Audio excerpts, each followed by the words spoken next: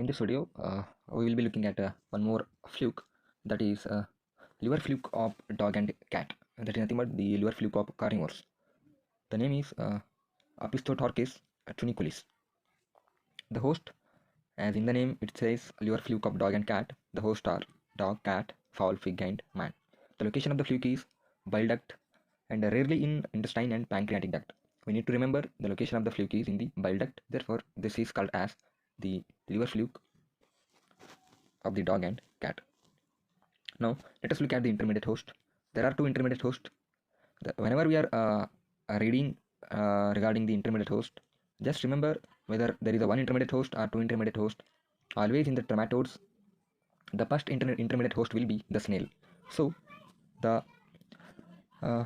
Bithynia species is the first intermediate host, which is a snail, and then the cyprinid fish, which is a freshwater fish, which act as the second intermediate host. So in this image we can look at the image of the cyprinid fish, which act as the second intermediate host for the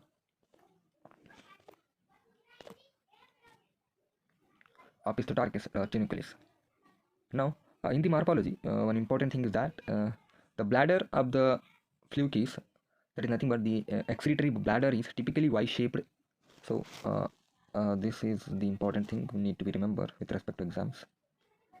And when it comes to pathogenesis, there is the marked proliferation of bile duct epithelium, because the fluke is present in the bile duct, where it will lead to the irritation of the epithelium. In counter of that, the proliferation of the epithelium will be there, and sometime inflammation of the bile duct will also be there. And inside the liver, there is a tumor formation, that is nothing but the carcinoma of the liver.